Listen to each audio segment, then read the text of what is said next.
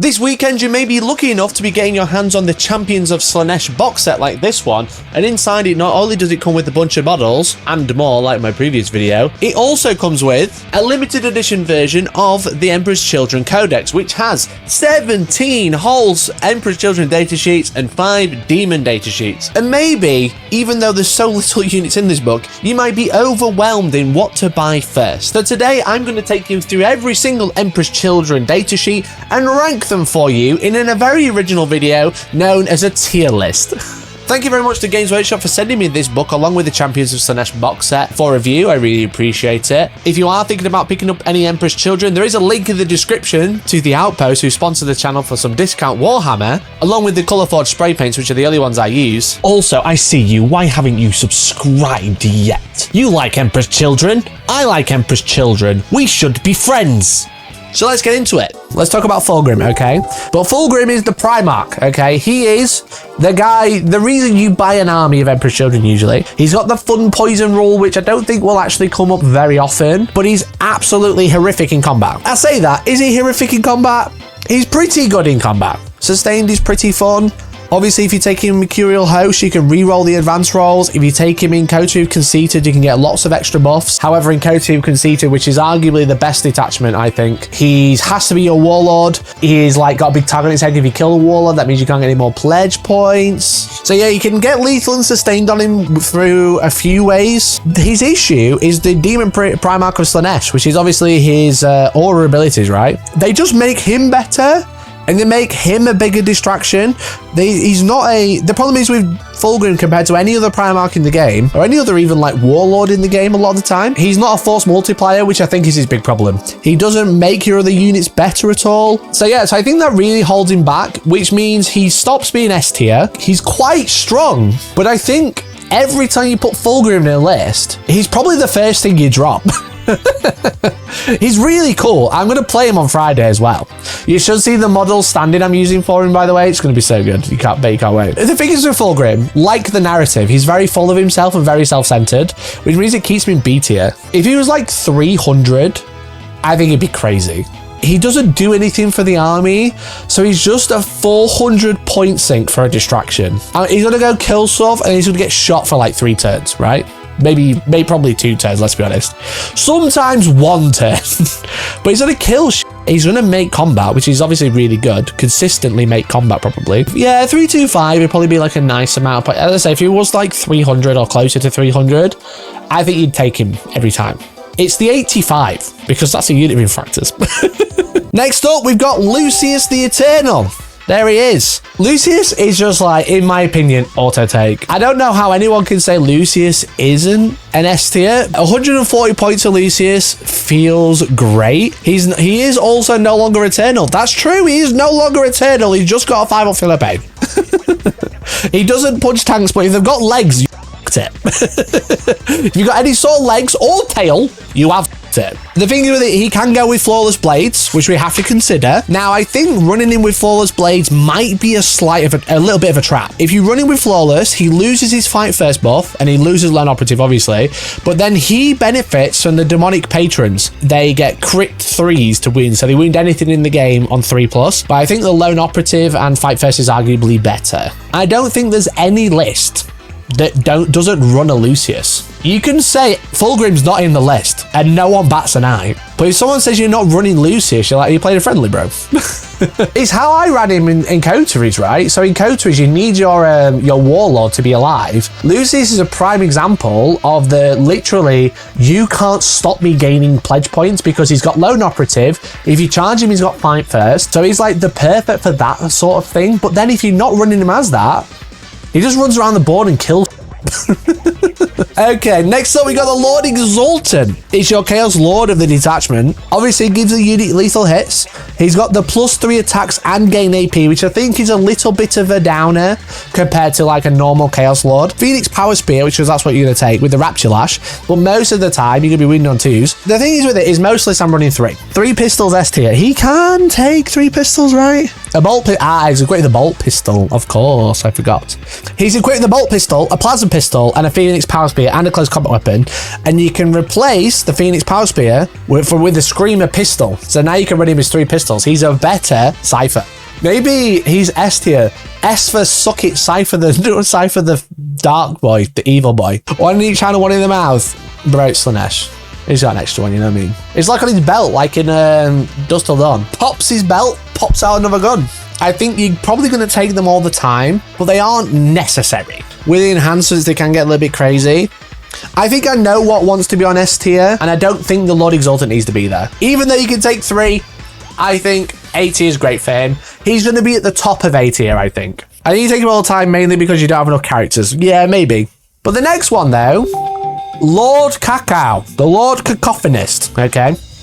Double pistol or pistol and power sword. I was running 2 the other day. I ran him with the auto 6 hit, wound, or save, which is obviously great when you're giving out sustain to blast masters. When he's with noise boys, he's forcing battle shocks, and the noise marines force a -1 to battle shock, so you can obviously battle shock quite a lot. You can really really do a little fun disruptor. And he's got the little mortal wound things, which is really good. Really good, you know. Obviously you're pretty much always taking him with noise marines, but I honestly think for 60 points, because he's so cheap, I think he's like up here, because I think you take them more often than Fulgrim. Do you need 3? No. Do you need 2? Maybe. Do you take 1? Probably. That's where I'm kind of at. You probably take 1 in most lists. You might not take any, but for 60 points, they're really good. T5 with 6 wounds as well. He's a little slower because he's kind of like a big tanky boy. Because I don't think he's that situational, because I think Noise Marines are in your list every time. In the Demon list, he has crits on 5s. In the Carnival of Excess, yeah, they do crit on 5s with the Lord Cacophonist. Do you think it's worth taking with Terminators? Well, I won't talk about Terminators too much. They have longer range weapons, which means you're more likely to be able to do a couple of mortal wounds to units that are a bit further away. The issue is with Terminators is their ability forces you to kind of shoot everything all in one. So you guarantee a kill, because all your guns want to shoot to say units you reroll charges, so you're more likely to kill it in shooting than you're not rerolling charges, so it's a bit of a funny one. He does take deep strike away from them, that's also true ridiculous. He makes the Terminator's walk, which is a bit cringe. Do you think the Doom Siren gives him a bad back? His posture is terrible. Yeah, he's like Death Stranding with a big rucksack. Okay, Sorcerer now. Okay, your final character that can attach to units. Whilst he is attached to the unit has the benefit of cover, one of the few ways, a defensive mechanic, outside of very few stratagems. And also, in your shooting phase, after this model is shot, select one infantry unit hit by one of more of those attacks with the agonizing energies, which is his laser psychic weapon. You give them -2 move and -2 charge rolls. I don't think he's D tier. I think the Sorcerer is super situational. I don't think he's trash. -2 move is a great rule. The problem is it has 18-inch range. Obviously, it's not a basilisk. It can't just shoot out of line of sight and do it. But I think it's a great rule. The problem I have with the Sorcerer is if you attach it to Noise Marines, fine. You know, bear in mind this is 60 points as well. So you kind of go, do I want to give my Noise Marines cover or sustained? You know, you're probably going to give him sustained. The issue is that if you attach it to Infractors or Tormentors, he doesn't get Infiltrate or Scout. It's like super annoying that he kind of slows the unit down completely. So I think super situational. I think low C. I don't think they're that great. It's the only thing that's kind of keeping him up is the fact that the -2 move is a great ability. -2 move for the enemy, -10 move for you. Yeah. Demon Prince of Slaanesh now. And this Demon Prince is 195 points, which I feel probably the wrong way round with the winged one. The Demon Prince on foot, I don't think he's that good. Lucius and Footprints combo loan up is hilarious. Also very true. Very, very, very true. So because Lucius has lone operative when he's on his own, while the Demon Prince is within 3 inches of a Slaanesh infantry, it doesn't say non-character, just Slaanesh infantry, he gets lone up from Lucius, and Lucius has lone up. That puts him up definitely to B tier, not C. I think you probably take a Lord Cacao over a Demon Prince. Distortion enhancement. Which one's that one? In Coterie? Ooh, that's cheeky. BT needs too much work. Yeah, because with Distortion, I think high B. Combines well with Lucius. Decent with enhancements. He's not in every list. Yeah, I'm going to say high B. Demon Prince with wings, however, loses a points of toughness, gains 4-inch move, and has -1 damage. Roll a dice every wound you have remaining on a 4-up doom mortal. Arguably better than Lucius, I would say, because you're taking 2 all day. And then obviously they can take enhancements. That can take the +1 damage. Great. You got something that does probably 5 to 6 mortal wounds. And then he got 4 damage in combat with distortion, like we've just mentioned. You can take with coterie so he can like get back up. And this is 180 points. Why is this cheaper than the one on foot? How is this one cheaper? If you said this was 195 and this was 180, I'd be like, yeah, it's decent. Because on paper, you look at it, you're like, it's fine. It's a cool torpedo. It's a good distraction. But it just charges in, kills everything, and then doesn't die because of -1 damage. And it's like, oh, cool. Flawless Blades next. Flawless Blades, this is the plug the hole, okay? Quite well. Metaphorically speaking, or figuratively speaking. Obviously, they have a very, very good rule. Only strength 6, so they're going to be using that a lot. I think it's unlikely that you lose many by using that ability, unless you're up against like an Imperial Knight or something, you really want to kill it. There's only 3 attacks. Yeah, 1 more attack. Arguably, they're like here. Yeah, there's just the 2 damage. There's a bit, and strength 6. Can you afford to not have 1 squad? Yeah, I don't think they're like in every list. So I don't think they're up here. I think they're like here because you're going to take them in a lot of lists, but I don't think you need to build your list around them. I think if you're taking any, you're taking 6, but I don't think you need them. You probably run them more than Fulgrim.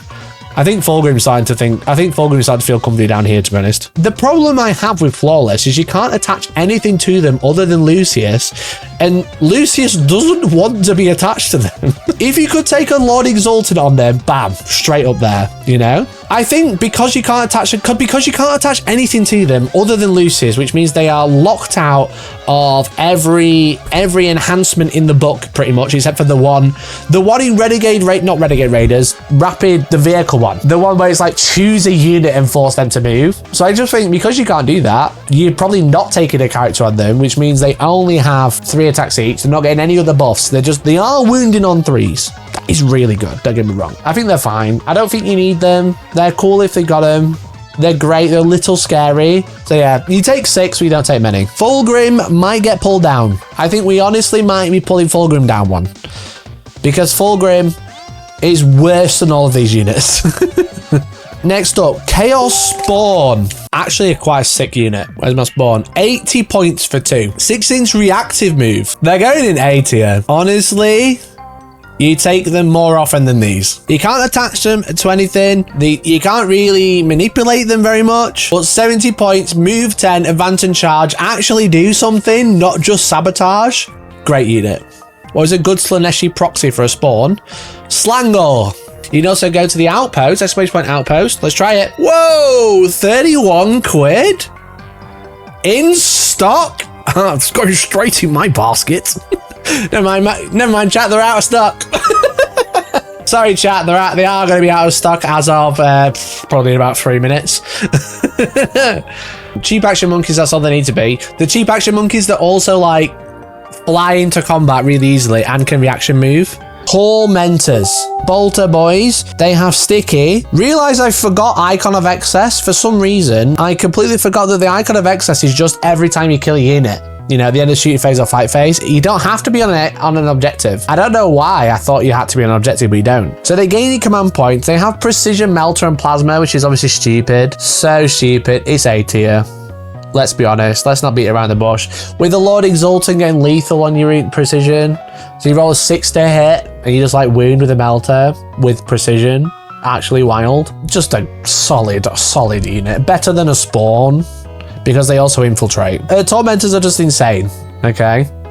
However, I think Infractors are a little worse. I think Infractors are decent, but let's be honest, they're just worse assault intercessors, because they don't have a Thunder Hammer, they don't have a Plasma Pistol, they have a Power Sword, and then they're just got chainswords. I think it's like this, because I think you need Infractors. Tormentors might be better. The reroll ones is nice. They have precision in combat, which is nice. You don't have like a power weapon, you know what I mean? You don't have like a pocket hammer. You don't have a pocket power. Is there like a power fist? That'd be sick. You need both, yeah. There's not enough units in this book to say I'm actually not going to take Infractors.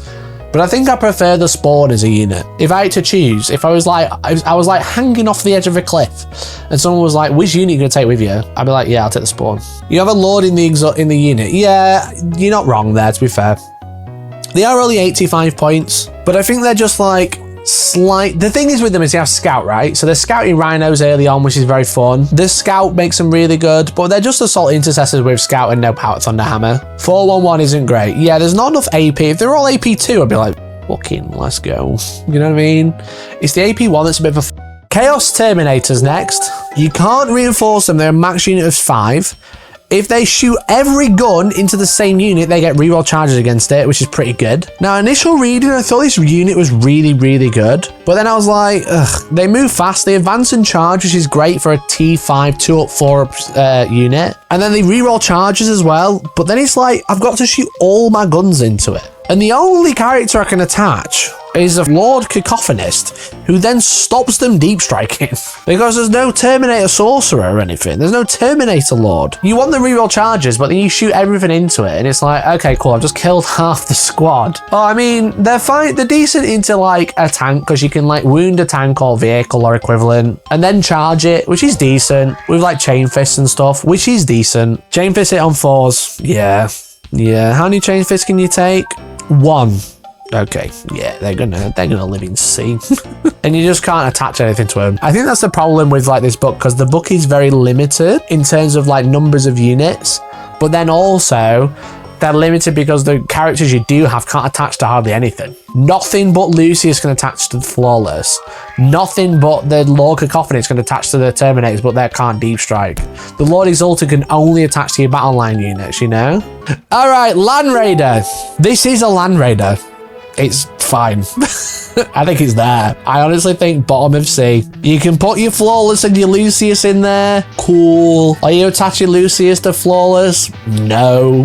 This is the only anti-vehicle unit in the game, but a Land Raider 240 points. I'd rather another 6 Flawless. If you're taking a Land Raider to put your Flawless in, just take another unit of Flawless, okay? Because you've clearly lost cause already. It doesn't matter. So if you're going to take anti-tank, you're going to take some Knights. Yeah, I just don't think the Land Raider's that good, because I think people are like, oh, I need it to kill vehicles, and it's like, your Land Raider's not killing vehicles. You know, it might be better than a sorcerer. You've got like the Renegade, I keep calling it Renegade Raiders because it's so similar to the Chaos Space Marine one. Rapid Rubber Dinghy Rapids, Rapid Evisceration, which is decent if you aren't going to take Flawless Blades. Maybe you take a Land Raider, but I think it's just a little situational. Noise Marines. These are your Havocs of the detachment. Ironically, the only cult infantry unit, i.e. Corn Berserkers, on battle line. Noise Marines are the only decent shooting unit in the book. With a Lord Cacao, you're getting sustained on those bad boys. So they force -1 battle shocks. Lord Cacao forces a battle shock, so very cool combo there. Really, really cheap, I think, for what they are. I think right up here, to be honest. With the rapid evisceration detachment, you can also pop them back into transports, bring them out, pop them back in, pop them out, etc. I think what's holding them back is they are T5 2-wound models. If they were 3 wounds, then I'd be like, right up there. Good rerolls in that detachment, also good in the demon detachment. I think they're good in most detachments. As I said, I ran them in coterie with the auto 6 on the Lord Cacao. So the Blastmaster was always sustained. The lack of range is a problem. I think that keeps them out of S tier. If they were like 36-inch range, 24-inch range, they'd be so much better. But I think the lack of range keeps them from S tier, because they have to be in your grill. And the only way to keep them protected is to run one particular detachment of running them in the vehicle detachment and popping back in. So I think they're really strong. They're a really good unit. You're going to see them in pretty much every list, but they're quite short range. That's the problem. Problem with Noise Marines is we now have to pay a Rhino tax, which isn't really a tax, to be fair. I was chatting to someone yesterday about what I was doing. What you can do, you have your unit of 6 Noise Marines, and then you have your Rhino. Hear me out. Inside the Rhino, infractors, think about this, all right? Okay, shout out to Alex for telling me about this. Genius idea. Scout 6, so now your Rhino's here. The infractors get out, whatever. They go and do their thing, advance and charge, etc. Then your Noise Marines walk and get in the Rhino. And then the Rhino drives off. Genius. Genius. You've just saved 80 points. All right, chat. Next unit. We move. The Helldrake is... It could be S tier because it is very funny. Chat, do we put the Helldrake in S tier because it's kind of funny? 195 points for 5 attacks. Mikey putting the Helldrake in S tier to drive rage baiting engagement to his video. Clickbait into hell and back. I don't even need to put it there. I could just modify it. But it'd be funny if people come in now and be like, yo, the Helldrake's that good. And I'm like, yeah, it's really good. All right, chat. Screenshot this and I'll point to it and you can all send it to your friends on Reddit. All right, Mauler Fiend. Okay. It's basically the same as Fulgrim combat, strength 14 minus 2d6 plus 1 damage. It's decent at best. I don't think you're going to take loads. I don't think you're going to take more than 2 if you're going to run them. Do you need them? No, I don't think so. Does it fill a role? It's nice. Would I rather take another Demon Prince? Yeah. But it's only 130 points. It's quite cheap. 3 Mauler Fiends for the price of 1 Fulgrim. Yeah, literally, it's 1 Fulgrim or 3 Mauler Fiends, and I'd probably rather take 3 Mauler Fiends, but Fulgrims are cool. Chat, I don't like where that is on the B tier. I think that's better. Finally, we have the Chaos Rhino. Has assault vehicle rather than heal a wound, which is so good. Units can disembowel from the transport after its advance. Units that do so count as making a normal move but cannot declare a charge in the same turn, but can otherwise act normally. The thing is with that, because of the fact that the Chaos Rhino can advance and then units such as Noise Marines, for example, can pop out and not be limited with Thrill Seekers because that unit technically hasn't advanced, it's made a normal move. So what you can have is 2 units of Noise Marines and a Rhino. The Rhino advance up to 18 inches. Those units pop out and not have limited targets like if they would have advanced themselves. Is it right? Are we going to say a Chaos Rhino's S tier? Are we actually going to do that? It's a really good ability with this detachment for exclusively Noise Marines. Metal Box Supremacy. It is one of the best Rhino rules in the game. I think that's our final tier list, chat. And I think I'm pretty happy with it. I think the Chaos Rhino is really cheap. All of A tier is like any arm. That's what any army is. B are units that you want to take. Can be good a lot of the time. C, 100% situational. D is a Helldrake. Okay, beta's been adjusted and hook has been cast into the r/competitive pond. Oh my god, I dread to think.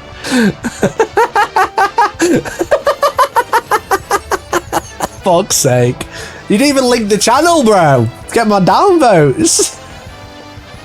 Dickhead. Literally, how long did it take, bro?